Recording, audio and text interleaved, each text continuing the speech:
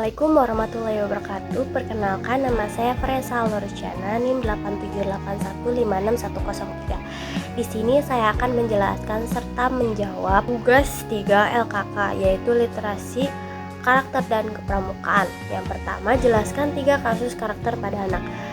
Yang pertama yang ada di sekolah saya yaitu kasus anak kurang disiplin.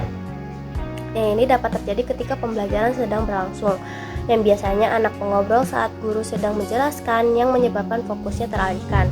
Dan kebiasaan kurang disiplin ini juga biasa terjadi ketika anak sering terlambat masuk kelas dengan berbagai alasan. Dengan adanya sikap kurang disiplin seperti ini, anak bisa sulit dikontrol, kurangnya rasa tanggung jawab, serta kurangnya konsentrasi. Dan yang kedua, kasus anak kurang jujur. Nah, perilaku ini seperti membolos dari sekolah serta membohongi ke orang tuanya. Sikap ini membuat anak dapat tidak jujur terhadap dirinya sendiri. Dan yang ketiga, kasus anak kurang rasa percaya diri. Nah, sikap ini biasanya tertuju pada anak yang pendiam dan yang tidak mau mengerjakan tugas di depan kelas. Dengan adanya sikap seperti ini, anak menjadi apatis serta tidak menanggapi terhadap kegiatan di kelas. Dan yang kedua, berikan contoh masing-masing karakter. Yang pertama, contoh dari kasus anak kurang disiplin. Contohnya bisa dengan anak tidak mengumpulkan tugasnya dengan tepat waktu dan sering mengulur waktu walaupun sudah diperingatkan, serta tidak mendengarkan materi yang sudah guru sampaikan. Yang kedua, contohnya dari kasus anak kurang jujur. Biasanya nyontek saat ulangan serta menyontek saat mengerjakan tugas individu. Dan yang terakhir, membolos. Dan yang ketiga, contoh dari kasus anak kurang rasa percaya diri. Biasanya tidak mau mengerjakan tugas di depan kelas, tidak mau presentasi di depan, serta tidak aktif saat diskusi di kelas. Dan pertanyaan selanjutnya yaitu, analisislah dampak baik anak maupun lingkungan dari kasus karakter pada anak. Yang pertama, dampak kurangnya disiplin untuk anak bisa menjadikannya tidak terbiasa hidup tertib, tidak menaati aturan yang ada di masyarakat, serta tidak bertanggung jawab atas tugasnya. Dan dampak bagi lingkungan sekitarnya bisa menciptakan kehidupan yang tidak tertib, menjadi contoh yang negatif bagi anak yang lainnya. Dan yang kedua, dampak kurangnya rasa kejujuran untuk anak bisa menjadikannya berbuat suatu tindakan yang mengambil hak orang lain, membuat anak terbiasa mencari jalan pintas seperti sering berbohong dan menutupi kesalahannya, serta bisa adanya potensi berkembang menjadi perilaku buruk lainnya seperti mencuri, memanipulasi, atau melanggar aturan lainnya. Dampak bagi lingkungannya bisa membuat orang di sekitarnya hilang kepercayaannya terhadap anak tersebut, serta menurunnya efektivitas kerjasama yang membuat anak tersebut tidak mengakui kesalahannya sehingga pekerjaan kelompok tersebut terganggu.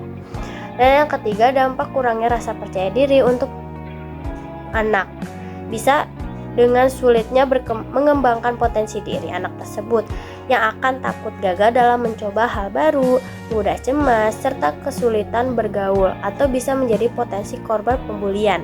Dan dampak untuk lingkungannya bisa menambahnya beban bagi guru untuk memberikan ekstra perhatian dan memastikan ia tidak tertinggal, serta menumbuhkan kebiasaan ketergantungan serta adanya kehambatan komunikasi dalam kerjasama seperti diskusi kelas, tugas kelompok, atau permainan lainnya.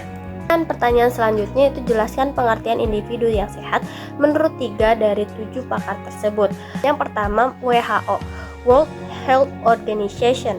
Individu yang hidup bukan hanya seseorang yang terbiasa dari penyakit fisik.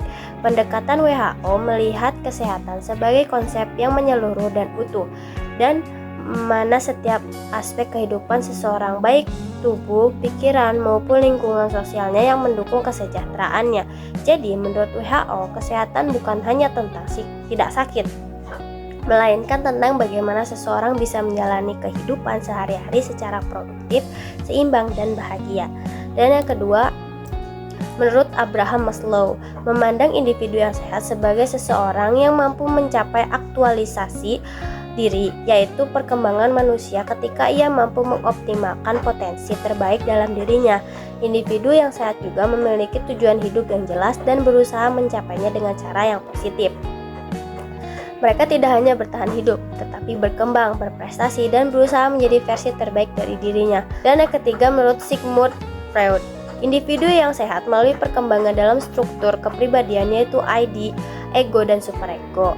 Jika ID terlalu dominan, seseorang bisa menjadi impulsif dan tidak mampu menahan diri. Jika superego terlalu kuat, individu bisa menjadi terlalu kaku atau penuh rasa bersalah. Ego yang kuat dan seimbang memungkinkan seseorang mengendalikan dorongan, mempertimbangkan realitas serta bertindak. Jadi, individu yang sehat adalah mereka yang memiliki pengendalian diri yang baik, mampu mengambil keputusan secara rasional, dan tidak terjebak konflik batin yang berlebihan. Dan pertanyaan selanjutnya, apakah Bapak atau Ibu akan melakukan pembelajaran dalam rangka pengembangan dan penguatan karakter siswa? Pendekatan pembelajaran apa yang akan dipilih dan mengapa pendekatan tersebut yang dipilih? Pendekatan pembelajaran yang saya pilih adalah pendekatan pembelajaran berbasis nilai dan pengalaman langsung, yaitu experience learning. Alasannya karena dengan adanya pendekatan pembelajaran ini, saya bisa mengetahui seberapa jauh anak di kelas yang mudah cepat tanggap serta membuat pembelajaran semakin menarik minat anak akan pembelajaran selain materi. Pertanyaan selanjutnya, berita tentang korupsi semakin marak di berbagai media. Pastinya siswa juga akan mengetahui hal tersebut. Bagaimana upaya yang sedang atau dilakukan dalam pembelajaran di kelas Bapak atau Ibu untuk menanamkan nilai anti korupsi? Mengapa upaya tersebut yang Ibu lakukan? Oke, untuk upaya mungkin saya akan menerapkan learning by experience, yaitu melakukan praktek anti korupsi dengan aksi nyata di kelas agar anak paham bagaimana cara mengidentifikasi korupsi dan bagaimana cara menghindarinya, karena agar mudah dipahami serta diterapkan di kehidupan sehari-hari. Pertanyaan selanjutnya, pendidikan karakter merupakan salah satu fokus dari kurikulum Merdeka. Hal ini berarti bahwa proses pembelajaran harus difokuskan pada penanaman dan penguatan nilai-nilai karakter pada siswa. Sehubungan dengan itu, berdasarkan pengamatan Bapak atau Ibu di sekolah dan masyarakat sekitar sekolah tempat bertugas, nilai karakter apa yang sedang menjadi trending topik yang perlu menjadi perhatian? Mengapa nilai karakter tersebut menjadi trending topik? Nilai karakter yang saat ini sedang menjadi trending topik di sekolah yang saya sedang bertugas adalah adanya anak yang kurangnya rasa percaya diri. Hal ini yang menyebabkan kasus perundungan atau bullying non-verbal yang mengakibatkan korban mengalami luka. Situasi ini dipengaruhi oleh kebiasaan pelaku akan adanya kekerasan fisik. Nilai karakter ini menjadi trending topik karena yang pertama, dukungan lingkungan yang bervariasi baik di rumah maupun di masyarakat, sehingga siswa yang kurang mendapatkan contoh yang konsisten. Dan yang kedua, pengaruh media digital, sehingga anak cenderung lebih tertutup dan mudah diperdaya. Dan pertanyaan selanjutnya, masalah atau kasus yang dihadapi anak sangat bervariasi. Tentu saja hal tersebut sangat berdampak pada terhambatnya kepribadian sehat anak. Sekolah dituntut untuk dapat menyediakan kondisi yang mampu memenuhi kebutuhan dasar siswa, seperti kondisi atau situasi sekolah yang nyaman dan aman, hubungan sosial antar siswa dan siswa antar guru yang harmonis, serta adanya penghargaan terhadap keberadaan mereka.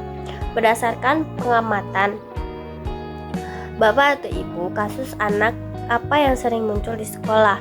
Apa upaya pencegahan yang sudah dilakukan? Serta upaya tidak terjadi kasus yang tidak diharapkan. Kasus anak yang sering muncul di sekolah adalah perundungan atau bullying verbal maupun nonverbal. Faktor penyebabnya bisa dari lingkungan keluarga, pengaruh media, maupun kurangnya latihan keterampilan sosial. Untuk upaya pencegahannya, yang pertama memberikan pendampingan dan komunikasi dari guru kelas serta berkolaborasi dengan guru BK.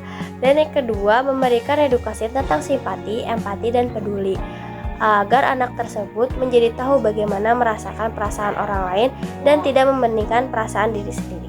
Terima kasih. Sekian dari saya. Wassalamualaikum warahmatullahi wabarakatuh. Video selanjutnya berupa Dasar Dharma dan Trisatya. Assalamualaikum warahmatullahi wabarakatuh. Selamat siang adik-adik.